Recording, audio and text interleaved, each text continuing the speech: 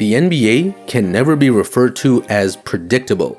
Whether it's a team that was favored to win the championship before the season, getting swept in the first round, or even Masai Ujiri coming out of nowhere to trade for Kawhi Leonard, only to end up winning a title in less than 365 days. But today, in a league that favors perimeter play and switchable defenders, more and more teams are still willing to play two traditional big men in the same lineup. Take, for example, the Memphis Grizzlies, who were the second seed in the Western Conference, and played lineups with both Jaren Jackson Jr. and Steven Adams. The new-look Cleveland Cavaliers play Evan Mobley and Jared Allen in their starting lineup. The Pelicans play Jonas Valanciunas and Jackson Hayes together, now a move which turned their defense around last season. And on July 1st, Minnesota Timberwolves president Tim Connolly took a swing for the fences.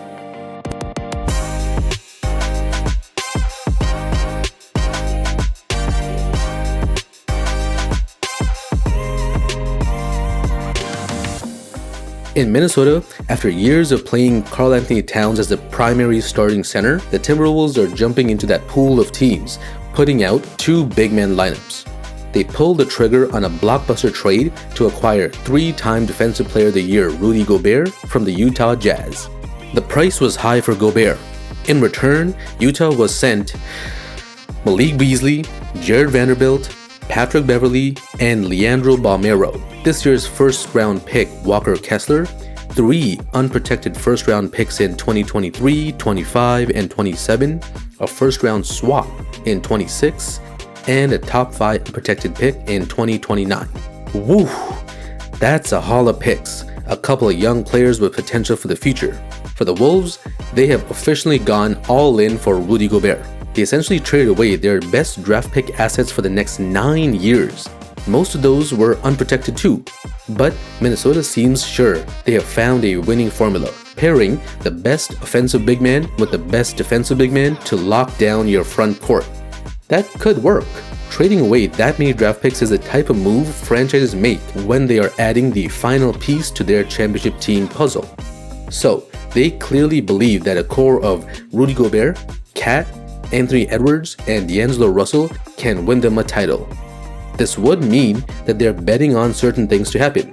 Rudy Gobert and Cat both staying healthy, as they're both in their primes right now, is important.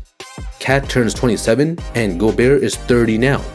They are also banking on Anthony Edwards developing into a MVP caliber player. They also have head coach Chris Finch, who changed the team's entire defensive scheme last season and jumped from 20th in defensive efficiency for the last 6 years to 13th last year.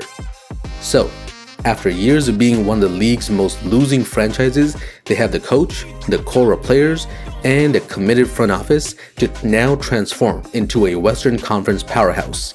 So, how is this blockbuster trade going to work out?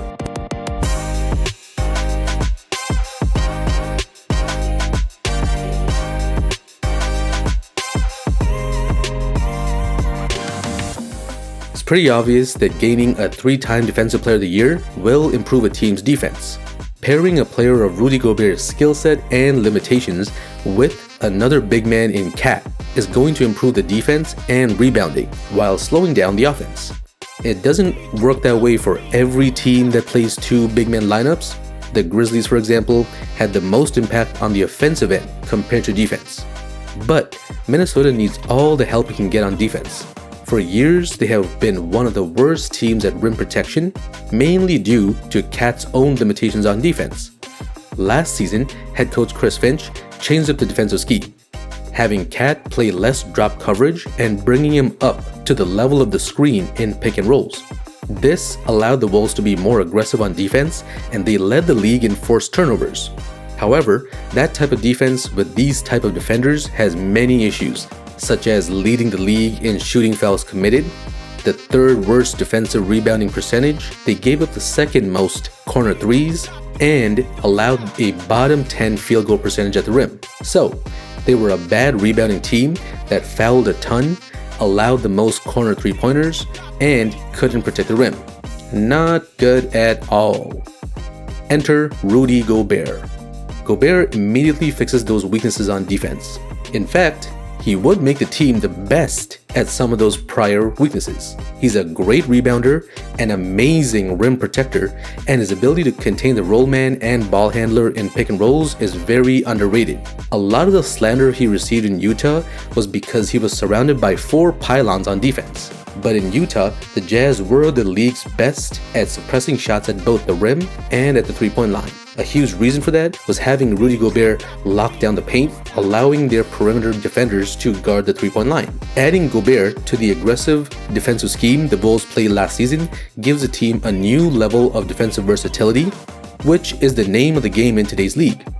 Being able to be more selective with their aggressiveness, having the paint on lock, would allow their perimeter players to be more impactful on defense. Now when teams attack Cat in the pick and roll, they will still have to deal with Gobert at the rim.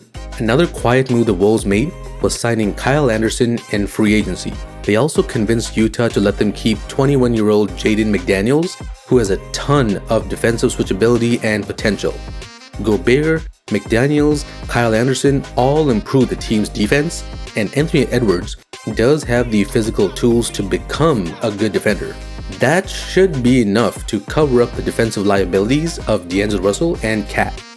This should be a top 10 defense very quickly.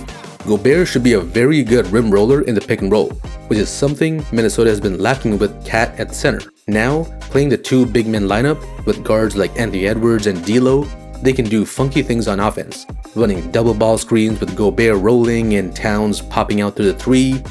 Cat can also handle the ball relatively well for his position too. Gobert is an excellent screener and hard roller, which will help Anthony Edwards elevate as a playmaker, with 2 ball handlers in Russell and Edwards and 2 types of big men in Cat and Gobert. The pick and roll should be on full display in Minnesota. And if you thought that this era of small ball would make this 2 big men lineup a bad decision, consider this: the last 4 NBA champions all fielded 2 big men lineups. In 2019, the Raptors' front court was Marc Gasol and Pascal Siakam, but Siakam could shoot. In 2020, a front court of Anthony Davis and Dwight Howard or JaVale McGee won, but AD could shoot. Giannis and Brook Lopez won. Brook Lopez is one of the best shooting big men. Going back to 2016, the Cavs played Kevin Love and Tristan Thompson, but Kevin Love could shoot. This past season, sure, the Warriors played Draymond Green and Kevon Looney, both of whom are 6'9" or under, but they both are non-shooters, both having the same effect on the team: limit the offense while massively elevating the defense and shutting off the paint. So if we're following the formula, a 5-out small ball team hasn't actually won titles, except for the KD Warriors. Playing 2 big men lineups and 1 being able to shoot has been the winning formula in recent history. So this has all been very optimistic so far. But what happens if this doesn't work out?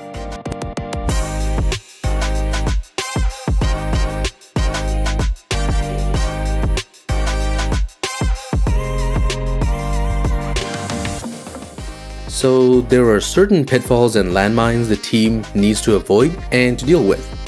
Because of how much their future assets they gave up for Gobert, there is a lot of pressure to get this working. The main challenge the coaching staff has this offseason is constructing an offense that meshes the strengths of Gobert and Cat. Gobert has developed a reputation of being a really terrible offensive player, with bad hands, inability to dribble on the move, and score in the paint, unless it was a dunk or a lob. This became so bad that Donovan Mitchell simply stopped passing the ball to Rudy. And boy did that impact their success in the playoffs. And after a first-round exit, Rudy Gobert and Donovan Mitchell ended their partnership.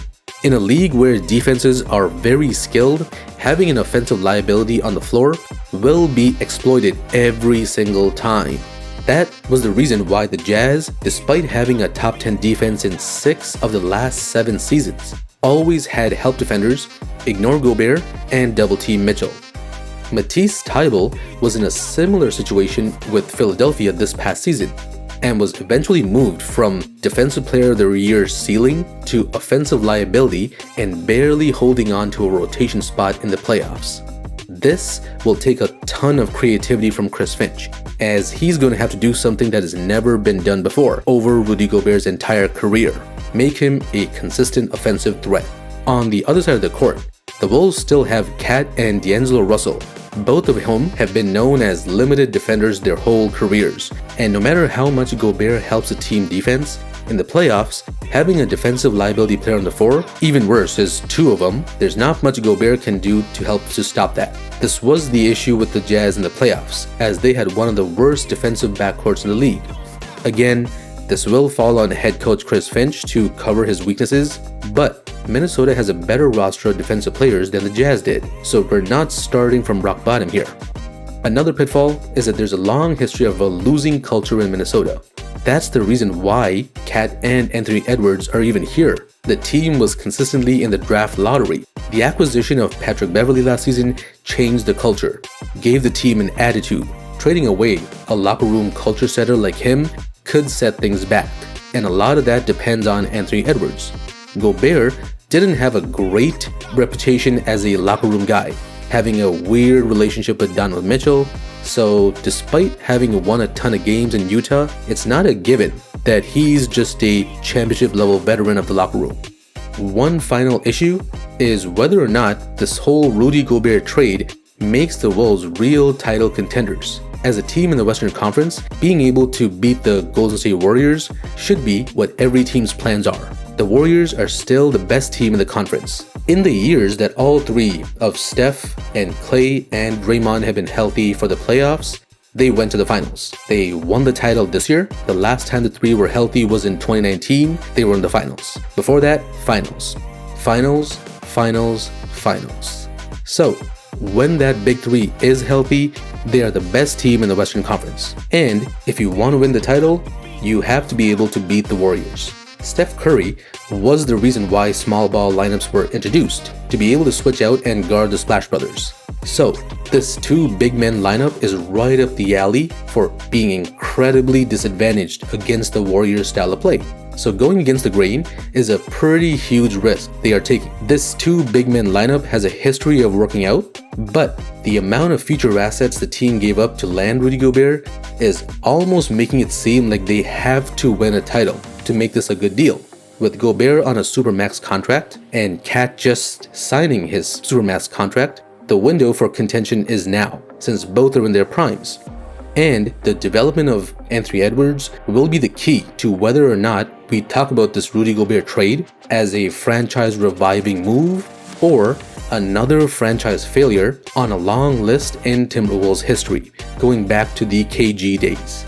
But big things are ahead for Minnesota. They have secured their big three core for the future. Now, it's time to put it all together on the court. So, that's all I got for you guys today. I hope you enjoyed the video, and if you did, leave a like, subscribe, it really helps out the channel, and I'll catch you next time.